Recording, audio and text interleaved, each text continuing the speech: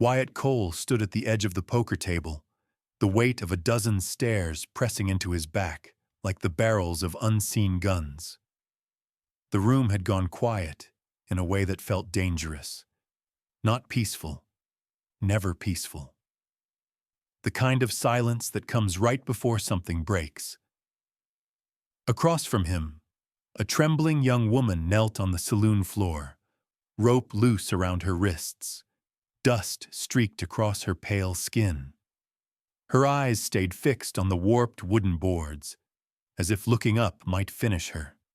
At the far end of the room, Edgar Whitmore leaned back in his chair and smiled, slow and satisfied.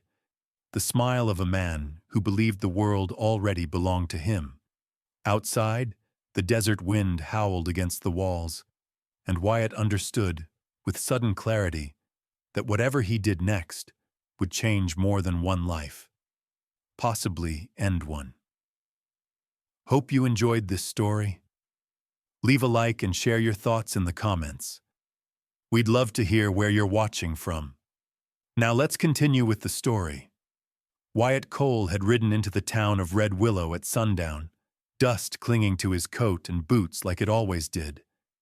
The Arizona sky burned low and red behind him, stretching wide and empty, the way it had ever since his life narrowed to work, silence, and memory. His bay horse, Ranger, moved with the steady patience of an animal that had carried grief as long as its rider. Wyatt dismounted outside the coyote's lantern, checked the cinch by habit, and rubbed Ranger's neck before tying the reins. The horse snorted softly, as if warning him. Wyatt ignored it. He only planned to drink one whiskey and head back out before night fully settled. Inside, the saloon smelled of smoke, sweat, and old wood soaked with years of spilled liquor. A poker game occupied the center table, men hunched over cards, eyes sharp and hungry. Wyatt took a seat at the bar, nodded once to the bartender, and kept his back straight. He didn't gamble often. Luck had never stayed with him long. The game grew louder as coins and bills piled up. One man, Deke Ransom, was losing fast. His hands shook when he reached for his cards, sweat beading at his hairline. When his last money vanished into the pot, panic flashed across his face. "I've still got something," Deke said hoarsely. A few men laughed. Someone told him to sit down and drink. Deke didn't. He stood and gestured toward the door. "I've got a woman outside. She's worth something." The laughter died. Even in Red Willow, there were lines men pretended not to cross. Edgar Whitmore crossed them for sport. "Well," Whitmore drawled from his seat, polished boots propped on a rung. His clothes were clean, expensive, untouched by dust. "Bring her in." When Deke dragged the girl inside, the room shifted. She stumbled, nearly falling, the rope around her wrists slack but unmistakable. Her dress was torn at the hem, her hair tangled, her skin pale beneath the grime. She didn't cry. She didn't beg. She simply folded in on herself, as if trying to disappear. Whitmore studied her the way a rancher studied cattle. "Not much to look at," he said. "Probably worthless." Something in Wyatt tightened. He didn't know her story yet, but he recognized the look in her eyes.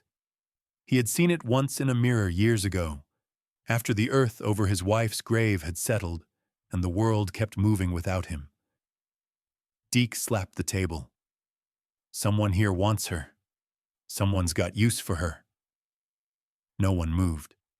Wyatt felt the words leave his mouth before he had fully decided. "I'll take the hand." Every head turned. Whitmore raised a brow, amused. "Wyatt Cole," he said, as if tasting the name. "That's the worst bargain you'll ever make." The cards were dealt. Deke played sloppy, desperate. Wyatt barely watched the game, his attention fixed on the girl's hunched shoulders, the way her hands trembled despite her stillness. When the final cards fell, Wyatt's hand beat Deke's by a narrow margin. A win, clean and undeniable. The room erupted. Laughter, curses, a few muttered insults. Deke tore the rope from the girl's wrists and stormed off. To the others, the entertainment was over. Wyatt stepped forward. "What's your name?" he asked gently. She hesitated, then whispered, "Margaret." After a moment, she added, "Maggie." "I'm Wyatt," he said. "I've got a place outside town. You'll be safe there." She didn't answer, but she didn't run. Outside, the night air had turned cold. Wyatt draped his coat over her shoulders. She stiffened, bracing for pain, then slowly relaxed when none came. He lifted her onto Ranger's back and mounted behind her, careful to keep his distance. They rode out beneath a sky crowded with stars, the desert stretching endless and dark around them. Whitmore watched from the saloon doorway, his smile thin. He turned to one of his men. "Find out who she is." The cabin stood alone on the edge of dry land, wind whispering through scrub and stone. Wyatt dismounted and helped Maggie down. He showed her inside, lit a lamp, and pointed to the small bedroom. "You can sleep there," he said. "I'll be by the stove. No one will hurt you here." She searched his face for lies and found none she could recognize. She closed the door without a word. Wyatt sat at the table long after the lamp dimmed, listening to the wind and thinking about the man who had smiled as if this night already belonged to him. He didn't know Maggie's past. He didn't know how deep Whitmore's reach went. But he knew one thing with a certainty that settled heavy in his chest. By morning, the danger would no longer belong to one man in a saloon. It would belong to all of them. Wyatt woke before the sun, the way he always did, to a cold so dry it felt almost clean. The stove had burned down to pale ash, and the wind worried the cabin boards with a steady scrape, like fingers testing a lock. He lay still for a moment and listened. No footsteps, no crying. Only the desert breathing outside and the faint creak from the small room where Maggie slept. He rose quietly, pulled on his boots, and poured water for Buck. The old cattle dog lifted his gray muzzle, thumped his tail once, then settled again, as if even waking required effort these days. Wyatt drank from the dipper and stepped outside. Stars still hung low over the land, thinning at the edges as dawn crept in. Ranger stood at the hitch rail with his head down, mane shifting in the wind. Wyatt checked the horse's legs by habit and rubbed the warm muscle of his neck. The steadiness under his hand eased something in his chest. Animals didn't ask questions. They just decided whether you were safe. When he went back inside, Maggie's door stood open a crack. She hovered in the doorway, barefoot, wearing his coat as if it might vanish if she loosened her grip. Her hair was tangled, her face pale beneath the dust. She looked ready to bolt, but she didn't. "There's coffee," Wyatt said, nodding toward the pot. "If you want it." Her gaze flicked over the room, the table, the single window, the rifle rack, the herbs drying near the stove. She swallowed. "Thank you," she whispered. Wyatt set a tin cup on the table and stepped back, giving her space. She crossed the room slowly and sat at the far end of the bench. Buck limped over and rested his head against her boot. Maggie froze, then carefully lowered her hand and touched his skull. The first stroke was hesitant. The second came easier. Buck sighed and closed his eyes. Wyatt watched without comment. He had learned that gentleness couldn't be forced. It had to be offered again and again until it became real. "You said Maggie," he said after a while. "Is that what you want me to call you?" She nodded. "Margaret Hale," she added, and her last name sounded like a door she hadn't opened in a long time. Wyatt didn't press. He slid a plate toward her with biscuits and dried beef. "Eat!" She did, slowly at first. Then with a hunger she tried to hide. Each time the cabin creaked, her shoulders tightened. Each time Wyatt set a tool down, she eased again, measuring the distance between noise and danger. By mid-morning, the cold thinned. Wyatt stepped outside to check the water barrel, and when he turned back, he stopped. Maggie was kneeling in the yard with her sleeves pushed up, sifting soil through her fingers as if she were reading it.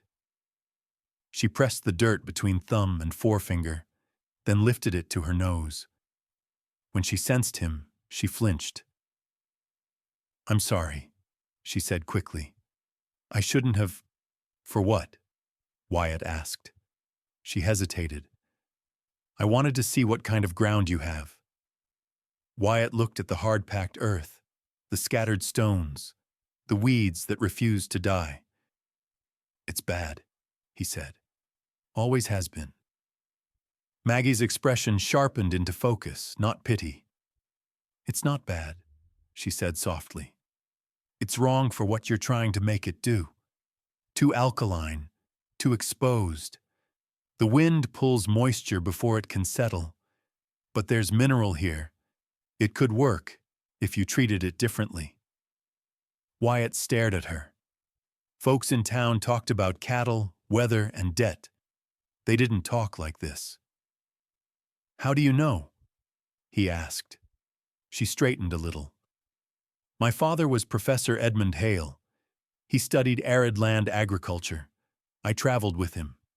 He taught me soil chemistry, seed preservation, planting that survives drought." Her voice roughened. "He died 6 months ago." The words settled between them. Death was a language Wyatt knew well. Maggie reached into her dress pocket and pulled out a worn leather pouch. She opened it carefully. Inside were small packets wrapped in cloth, tied with twine. "These are his," she said. "Hardy seeds. Not common. They can grow where most things fail." Wyatt didn't reach for them. He understood this was more than knowledge. It was her last anchor. "You kept them through everything," he said. She nodded once, fierce. "They're all I have left."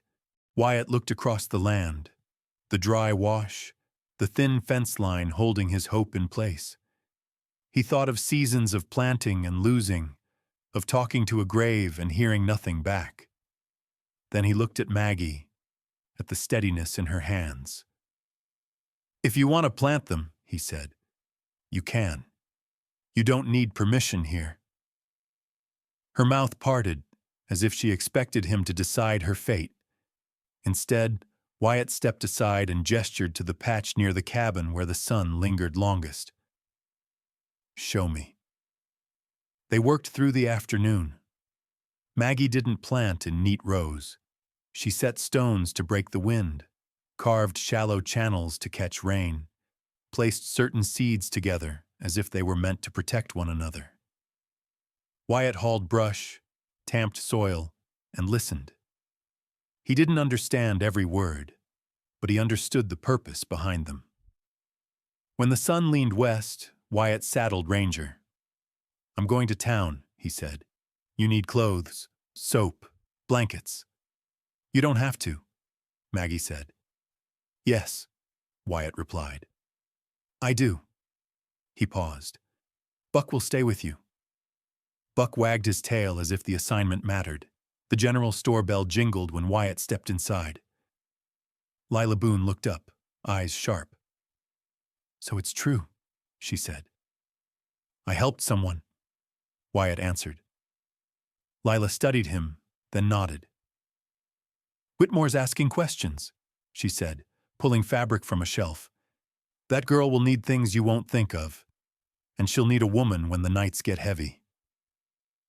Wyatt thanked her and stepped back into the street. Deputy Silas Mercer lingered near the trough. "Whitmore asked who you brought up the ridge," he muttered. Wyatt didn't slow. "Be careful," Silas added. "I am," Wyatt said. By the time he reached home, the sky had turned lavender. Maggie was still outside, dirt on her hands, the beds laid out in careful patterns. She looked up, and for the first time her eyes held something beyond fear. "Why are you doing this?" she asked.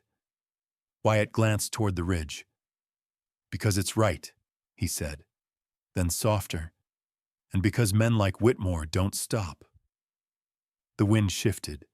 Somewhere beyond the fence, a stone clicked against rock. Wyatt's hand drifted toward the rifle as the desert kept watching. The land did not change all at once. It never did. It resisted in small, stubborn ways, as if testing whether Maggie truly meant to stay. The first shoots appeared thin and tentative, barely more than green threads pushing through pale soil. Maggie crouched beside them each morning, checking the moisture with careful fingers, shielding them from the wind with bits of brush Wyatt anchored into place. Wyatt watched from a distance at first, uneasy with how much hope those fragile leaves stirred in him. He had learned what happened when you trusted something to grow. They worked in quiet rhythm. Wyatt rose before dawn to tend Ranger and Buck, then joined Maggie in the field once the sun lifted enough warmth into the air. She explained as they worked, her voice steady, precise. Some plants fed others, some shaded the soil, some pulled nutrients upward, making room for life beneath. Wyatt listened and followed, finding comfort in the order of it. Animals responded before people did. Ranger lingered near the garden beds, swishing flies away with his tail, calm as if he sensed the shift. Buck took to sleeping at Maggie's side while she worked, his old body stretched toward the sun. One afternoon, as Wyatt repaired a fence along the wash, he heard Maggie call out, not in fear, but urgency. A young Mustang had tangled itself in rusted wire near the edge of the property. It thrashed weakly, one hind leg torn and bleeding. Wyatt reached for his rifle without thinking, habit pushing forward, but Maggie stopped him with a sharp shake of her head. "No," she said. "It's alive." Wyatt hesitated, then lowered the gun. Together they moved slowly, voices low, hands steady. Maggie cut the wire free while Wyatt kept the animal calm, his body between it and open space. The Mustang trembled but did not bolt. When it finally collapsed into the dirt, breathing hard, Maggie pressed cloth to the wound. They named it Juniper. It stayed near the wash, wary but present, another creature learning that pain did not always end in violence. Word traveled faster than the plants grew. By the end of the second week, Maggie brought a small basket of early greens into Red Willow. They were modest, nothing that would draw attention in a better season, but they were alive. Lila Boone raised an eyebrow when she saw them. "Well," she said, weighing the basket, "I'll be damned." Women lingered near the counter longer than usual, asking Maggie questions that circled carefully around soil and weather. Maggie answered when she could, offering small advice without pride. She never mentioned her father. She didn't need to. The knowledge spoke for itself. Not everyone watched with curiosity. Edgar Whitmore sat his horse outside the saloon one afternoon and listened to men talk. He smiled when Maggie's name surfaced. He smiled wider when someone mentioned her father. By the time Wyatt noticed the first rider lingering too long on the ridge, Whitmore had already begun moving pieces. The rider introduced himself as Elias Crow, Whitmore's foreman. He came smiling, hat in hand, praising the look of the land as if he had nothing to gain from it. His eyes tracked Maggie's movements too closely. "Boss says you've got something special here," Crow said. "Would hate to see it go to waste." Wyatt's reply was brief. "Then don't waste your breath." Crow laughed, but the sound carried no humor. He tipped his hat to Maggie, lingering a moment too long, then rode off. That evening, Maggie grew quiet. "There's someone in town," she said, staring into the fire. "My cousin, Noah Hale." Wyatt waited. "He handled some of my father's papers after the funeral," she went on. "I thought he was helping. I was wrong." The words were brittle, edged with shame. Wyatt felt anger rise, sharp and clean. Betrayal was another language he understood. 2 days later, a folded paper appeared nailed to the cabin door. Wyatt tore it free and read it once, then again. The language was official, stamped and signed, claiming Maggie was bound by contract to Whitmore as indentured labor, her debt unpaid, and her person subject to review. Maggie read it in silence. Her hands shook, but her voice did not. "He's lying," she said, "but lies on paper last longer than truth spoken out loud." Wyatt folded the notice carefully.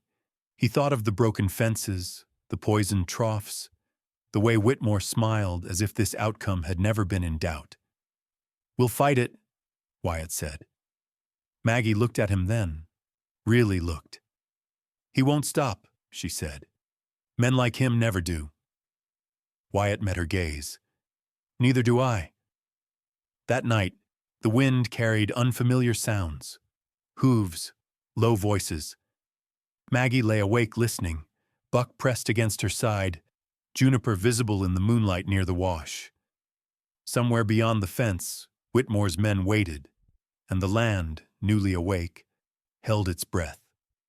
Morning came hard and bright, as if the desert had no patience for fear. The notice still lay folded on the table where Wyatt had left it, its sharp edges casting a thin shadow across the wood. Maggie stood over it, reading the words again as if repetition might change their meaning. It did not. Ink held firm. Paper always did. They rode into Red Willow together just after noon. Wyatt kept Ranger at an easy pace, one hand loose on the reins, the other never far from his sidearm. Maggie sat straight in the saddle beside him, her chin lifted, her eyes steady. Whatever Whitmore intended, she would not arrive bowed. The town felt different. Conversations hushed as they passed. Doors closed a little too quickly. Fear moved faster than gossip. Outside the courthouse, Edgar Whitmore waited with the leisure of a man who believed time belonged to him. He wore a clean coat and a mild smile, flanked by Elias Crow and a traveling notary Wyatt had never seen before. "Mr. Cole," Whitmore said pleasantly. "Miss Hale." Maggie stiffened at the sound of her name spoken that way. Whitmore held out a sheaf of papers. "This won't take long. Just a clarification of status. Business, really." Wyatt didn't take the papers. "She's free." Whitmore's smile didn't waver. "According to these documents, she owes a debt incurred under her cousin's authority. Until that debt is settled, she's obligated to work for me." Maggie stepped forward. "That debt is a lie. Those papers are forged." A murmur rippled through the gathered crowd. Lila Boone stood near the steps, arms crossed, eyes sharp. Reverend Pike hovered behind her, hands clasped, torn between duty and fear. Deputy Silas Mercer shifted from foot to foot, clearly wishing he were somewhere else. The judge's clerk examined the papers, frowning. "They appear valid," he said reluctantly. From the edge of the square, a tall man in a dust-colored coat watched in silence. Wyatt recognized him from the day before in town, a stranger, weathered, observant. When the clerk stepped back, the man finally spoke. "I'm Clayton Reed," he said, "U.S. Marshal." The words carried weight, conversations stilled. Whitmore's eyes narrowed a fraction. "I'm here on an unrelated matter," Reed continued calmly. but I'd like to take a closer look at those documents. Whitmore hesitated, then handed them over with practiced ease. Of course. Reed studied the pages, not rushing. These will need verification, he said at last. Until then, no one is being taken anywhere. Whitmore chuckled. Marshal, you can't expect a man to ignore lawful contracts. I expect the law to be lawful, Reed replied. The exchange ended there, unresolved but shifted. Whitmore mounted his horse with deliberate calm. This isn't over, he said softly to Maggie. It's only begun. That evening, Samuel Price arrived at the cabin. The former sheriff moved stiffly, favoring one leg, his face carved with lines earned the hard way. Whitmore's papers don't smell right, Price said after reading the notice. But smelling wrong isn't proof. Maggie stared into the fire. My cousin handled my father's affairs, she said. He knew what was valuable. Price nodded. Then he's the crack we start with. They spoke in low voices long after dark. Names were listed, places marked. Wyatt listened, jaw tight. He had avoided trouble most of his life, believing quiet endurance was strength. Tonight he understood the difference between endurance and surrender. By the second night, Whitmore's pressure grew bolder. A fence post was snapped clean. A water trough fouled.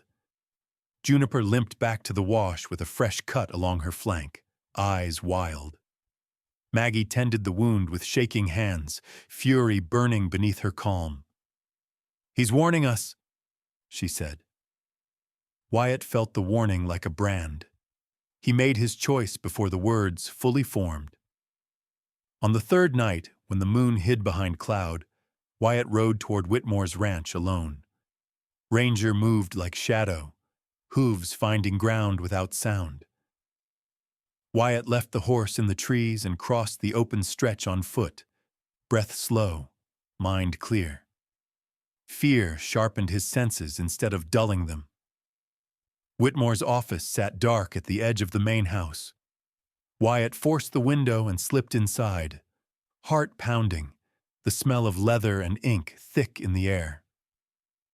He worked quickly, opening drawers, photographing ledgers with the small camera Tommy had pressed into his hand earlier that day. Names, numbers, payments to Noah Hale, notes in Whitmore's own hand. Boots thudded outside. Wyatt turned too late. The door burst inward, Elias Crow and two men flooding the room. Wyatt swung first, desperate and hard.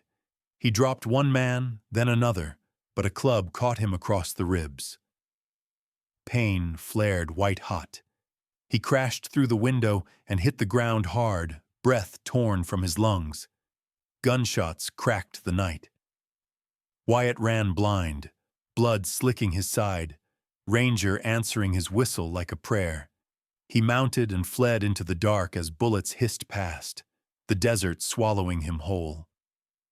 Dawn broke pale and unforgiving when he reached the cabin. Maggie was outside, hands in the soil. She looked up and screamed. Wyatt collapsed into her arms, blood soaking her sleeves. She dragged him inside, pressing cloth to the wound, her voice steady despite the terror in her eyes. I got proof, he rasped. Real proof. She held him as the sun climbed, fear and resolve twining together. On the ridge above the cabin, shapes moved against the light. Whitmore's men had come at last. Wyatt drifted in and out of consciousness for 2 days, time breaking apart into heat, pain, and the steady pressure of Maggie's hands. She worked with quiet focus, cleaning the wound at his ribs, changing bandages, forcing water between his lips when his breathing grew shallow. Buck never left Wyatt's side. His old body curled protectively against the bed, growling low whenever footsteps sounded outside. The men on the ridge did not approach. They did not need to. Their presence alone was meant to remind Maggie that Whitmore could wait longer than fear could last. On the third morning, Wyatt woke clear-headed enough to understand where he was. Sunlight cut through the window, catching dust in the air. Maggie sat beside him, her face pale with exhaustion, but her eyes steady. "You're not dying," she said before he could ask. "Don't argue with me." Wyatt managed a weak smile. "Wasn't planning on it." She exhaled slowly, relief flickering before she mastered it. "The photographs are good," she went on. "Names, dates, payments. Samuel Price came by. He's contacting Marshall Reed." As if summoned by his name, hoofbeats sounded in the distance. Wyatt tensed, but Maggie laid a hand on his shoulder. "It's not them," she said. By afternoon, the homestead was no longer alone. Lila Boone arrived first, driving a wagon loaded with food, blankets, and water barrels. 2 women rode with her, faces set with quiet determination. Behind them came Reverend Pike, his collar dusty, his mouth drawn thin with regret. Samuel Price followed, rifle across his saddle, moving like a man who had waited too long to choose a side and would not wait again. They formed a loose ring around the cabin, not confrontational, simply present. When Whitmore's men shifted on the ridge, they did not advance. Numbers had a way of changing courage. Marshal Clayton Reed arrived just before sunset. He dismounted, surveyed the scene, and stepped inside without ceremony. He examined Wyatt's bandages, the photographs, the ledgers Maggie had laid out on the table. "This is enough to open a case," Reed said. "But Whitmore will push for custody before I can move." "He wants me alone," Maggie said. "That's how he wins." Reed nodded. "There's a hearing scheduled in 2 days. Emergency review. If he gets you there first, he'll try to bury this under procedure. Then we go together," Wyatt said hoarsely. Maggie turned to him. "You can barely stand." Wyatt met her gaze. "Then I'll lean." The morning of the hearing broke clear and cold. Red Willow filled early, wagons lining the street, people gathering in a way they never had before. Maggie rode in Lila's wagon, women flanking her on either side. Wyatt rode Ranger, pale but upright, Samuel Price close at his shoulder. Whitmore arrived last, confident, dressed for court, a faint smile playing at his lips. Elias Crow stood behind him, eyes darting. Noah Hale lingered near the edge of the crowd, hands twisting in his coat. Inside the courthouse, the air felt tight enough to choke on. Whitmore presented his claim with practiced ease, laying out the forged documents as if they were sacred text. The judge listened, troubled but cautious. Maggie stepped forward when allowed, her voice steady. "Those papers are lies. My cousin sold information he had no right to sell. I was never bound to anyone." Noah flinched. When Marshal Reed called his name, Noah broke. Words spilled out. Payments, promises, fear. He pointed at Whitmore, voice cracking. "He said it was legal." Reed followed with the photographs, the ledgers, the handwriting analysis. Each piece stripped another layer from Whitmore's calm. Whitmore's smile faltered. As the judge considered the evidence, Whitmore's hand slid inside his coat. Wyatt saw it before the others did. He moved without thinking, pain screaming as he stepped between Maggie and the muzzle that flashed into the open. The gunshot shattered the room. Wyatt fell, blood spreading across his shirt. Maggie caught him as he went down, hands pressing hard against the wound, her voice breaking as she called his name. Deputies swarmed Whitmore. Elias Crow tried to run. He didn't make it to the door. Whitmore fought like a man cornered by his own sins, screaming that he owned the desert, that none of this mattered. It mattered. As Wyatt drifted, He felt Maggie's hands, steady and sure. He heard Lila shouting for a doctor. He heard Marshal Reed's voice cutting through the chaos, clear and final. Whitmore was dragged away in irons, his empire collapsing in the space of a single breath. Wyatt did not see it. He only felt the pressure ease as Maggie leaned close and whispered, "Stay with me." He did. Wyatt woke to the steady tick of a clock he did not recognize, and the scent of clean linen. Light filtered through tall windows, softer than the desert glare, and for a moment he thought he was still dreaming. Then pain settled into his shoulder with a familiar weight, and memory returned in pieces. The courtroom, the gunshot, Maggie's hands pressing against him as the world narrowed to her voice. He turned his head and found her there, seated beside the bed with her fingers laced around his. She looked thinner, worn by worry, but her eyes were clear. When she saw him stir, relief crossed her face so quickly she could not hide it. "You're awake," she said, her voice steady only by effort. Wyatt managed a breath that felt like a small victory. "Guess I wasn't done yet." She smiled then, a real smile, and leaned forward until her forehead rested against his. For a long moment, neither of them spoke. Words felt unnecessary. The quiet itself was a gift. Marshal Reed came later that day with the doctor. He explained what Wyatt would learn again and again over the next weeks. The bullet had missed his heart by inches. The recovery would be slow. Pain would linger, but he would live. Whitmore, Reed said, would not walk free for a very long time. "He's been charged," Reed told Maggie as Wyatt drifted in and out of sleep. "Fraud, coercion, trafficking, land theft, Crow turned state's evidence." So did Noah Hale. Maggie did not ask what would happen to her cousin. Some consequences did not require curiosity. By the time Wyatt was strong enough to sit up, Red Willow had changed. Or perhaps it was simply no longer hiding what it had always been. People came in small groups at first, then in steady streams. Lila Boone brought soup and bread, her sharp tongue softened by pride. Reverend Pike came to apologize without excuses. Samuel Price visited in the evenings, recounting the slow unraveling of Whitmore's holdings, the audits ordered, the parcels of land returning to families who had nearly forgotten they were owed anything at all. Maggie listened, thanked them, and returned to Wyatt's side. She did not preen or claim victory. She had learned the cost of attention.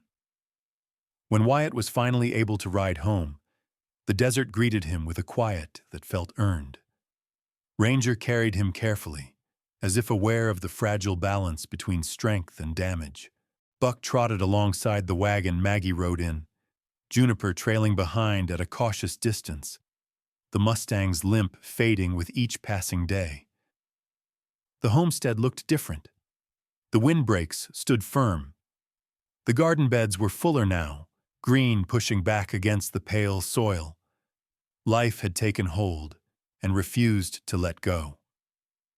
Wyatt sat on the porch that first evening and watched Maggie move through the space as if it belonged to her. Because it did. She knelt to check the plants, spoke softly to Juniper, laughed when Buck insisted on sharing her blanket. The sound struck Wyatt deeper than pain ever had. They spoke later, when the stars had taken their places and the desert cooled.